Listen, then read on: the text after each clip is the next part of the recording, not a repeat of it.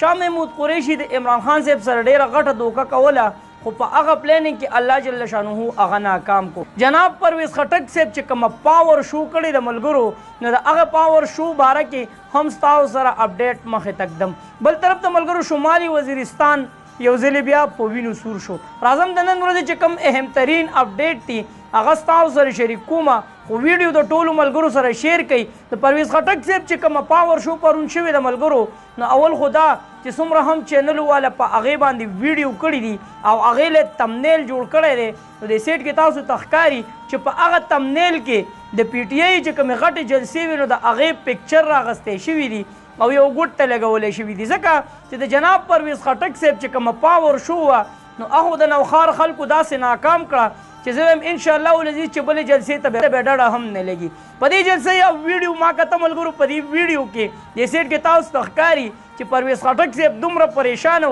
والله علم چې په دغه سټیج باندې څه چلو شو خو په یو کس پسې ورغی یا په کیمرامین پسې ورغی یا په هر چا پسې ورغی خو هغه چې کوم کس و نو هغه د لاس نه ونیو چې خیر دی ته ګزاره وکړه دا زموږ اولنۍ پاور شو ده نو ته به ډېره ګزاره کې ته مشر یې. بل طرف د ملګرو د پرویز خټک صاحب چې کومه پاور شو پرون شوې ده نو د هغې ویډیوګانې ما کتې چې هغه ویډیو په 8 لاک او په 9 لاک کې روانه ده.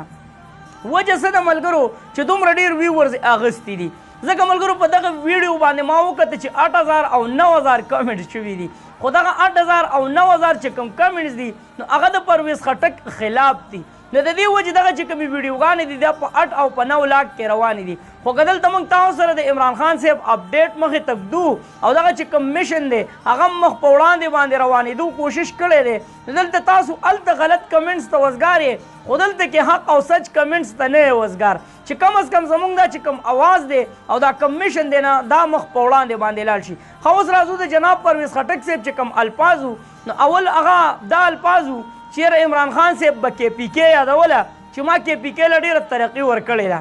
خو پنجاب به نه یادو نو څومره د افسوس خبره ده. زه خو یم دا تاله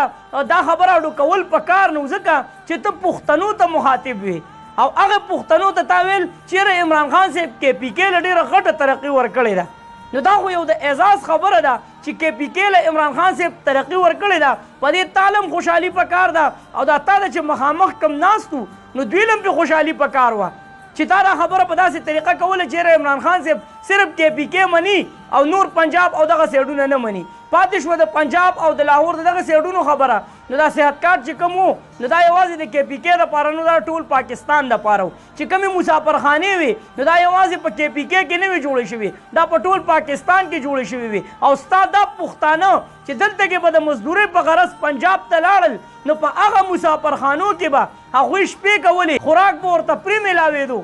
نو څومره د افسوس خبره د ملګرو چې دا کوم الفاظ هغه راوړي دي نو زه هم په دې باندې به هم دغه خلکو دله شاباسي ورکړې چې شاباسي پرویز خټک صاحب ډېر درانه او ډېر خواږه الفاظ دې راوړي دي. بلکې ما چېرته د پرویز خټک صاحب د پارټۍ څوک اوري پارلیمنټینینز نو هغوی ته زه وایم چېرې تاسو کومې ویډیوګانې شیر کړي دي نو د دغه ویډیوګانو د کمنټس نه لږ سکرین ریکارډینګ وکړئ چې څومره کمنټس د عمران خان صاحب په حق کې دي او څومره د پرویز خټک صاحب په حق کې دي. نو پرویز خټک صاحب به هم دغه کمنټس کتلي چې یاره دا خلک خو ټول زما خلاف دي نو دغه اولنۍ پاور شو خو الله جل شانه مکمل طور باندې ناکامه کړه. وایي پښتونخوا یې راته بیا په وینو سور کو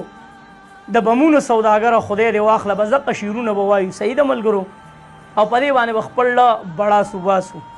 نور اسم نه کېږي. شمالي وزیرستان کې یو ځلې بیا دماکه وشوه 11 چې کوم کسان دي نو په هغې کې شهیدان شو څومره به زخمیان وي د چا به لاس د چا به خپې هغه به کنډمې شوي هغه هم لاړې د هغه ژوند هم تباه و برباد شو. کوم کسان شهیدان شو څنګه چې په باجوړ کې موږ وکتل چې په تابوتونو کې د چا سر د چا خپې چې هغه سر سره به هغه خپې نه لګېدې یعنې هغه به د هغه د وجود حصه نه وه خو بیا هم په تابوت کې بند کړي دي او څه ترتیب یې وله برابر کړی دی. نن به شمالي وزیرستان کې څه حالات وي خو افسوس دا دی چې پښتانه به په دې باندې پوهې څوک دلته کې پرویز خټک صاحب راپاسي په خپله جلسه کې وایي عمران خان صاحب به کې پی کې یادوله چې پښتنو له مې ترقي ورکړې ده خو هغه د پی ډي ایم ورونو ته وایم چې تاسو به په کومه خوله باندې نن یو ځلې بیا دا خبره کوئ چیرې د عمران خان صاحب په دور کې هم یو دماکه شوې وه دلته که روزانه دماکه کیږي نو که د پی ډي ایم ورونو ته وې چې د عمران خان په حکومت کې امن نو هغه درته دغه یو دماکه مخې ته کوي او دا چې دلته لاس او خپې کم پراته دي نو د دې دا خبره دغه طرف ته اړئ. نو شمالي وزیرستان کې ډېره دردناک او ډېره افسوسناکه واقع وشو. بل طرف ته ملګرو د پېښور های کورټ چې کوم جج دی نو هغه پرون یو بیان ورکړی دی چیرې ګرفتاریانې به هرګز نه کېږي نورې. خو دا بیان جناب عمر عطا بندیال صاحب ولې نه ورکوي چې د هغه سره پول پاور دی. هغه د سپریم کورټ جج دی. دلته د های کورټ یو جج هغه دومره غټه بهادري ښکاره کوي چیرې نورې به ګرفتاریانې نه کېږي. دا چې کومې ګرفتاریانې دي نو دا د پارټۍ د هغه چې کوم تنقید دی یا کوم کینه او بغض دی نو د هغې په بنیاد باندې کېږي. په دې ګرفتاریانو کې هېڅ حقیقت نشته دی. دلته کې د سپریم کورټ چې کوم جج دی نو هغه ته د ټول پاکستان سترګې دي. خو اوسه پورې هغه داسې څه بیان ورنکو چې کومې ګرفتاریانې شوي دي نو دا دې هم رها کړی شي او چې نورې کومې ګرفتاریانې کېږي نو دا دې هم نه کېږي. شاه محمود قریشي هغه پرون ګرفتار شو. هغه یو پریس کانفرنس وکړو. دا هم ویلې کېږي ډېر خلک وایي چې یاره یو دبنګ پریس کانفرنس یې وکړو. خو شاه محمود قریشي آزاد ولې و؟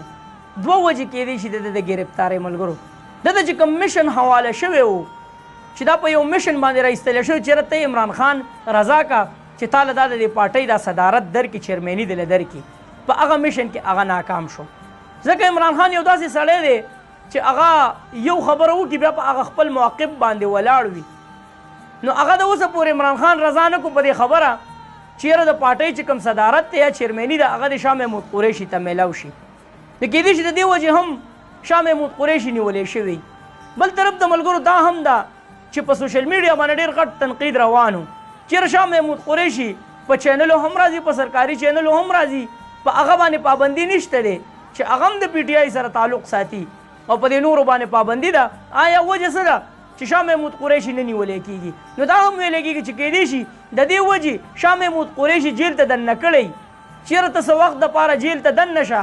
چې د دې خلکو دا کم الفاظ دي چې د دې نه دا خلک واوړي چې شاه محمود قریشي ولې ګرفتار نه شو. خو که دلته وګورې موږ د عمران خان صاحب ګرفتاري هم کتلې ده، د شهریار آفریدي صاحب ګرفتاري هم موږ کتلې ده، د علي محمد صاحب هم موږ کتلې ده. خو داسې قسم ګرفتاري د چا د شاه محمود قریشي صاحب نه وه. بل په هغه باندې چې کوم کیس درج شو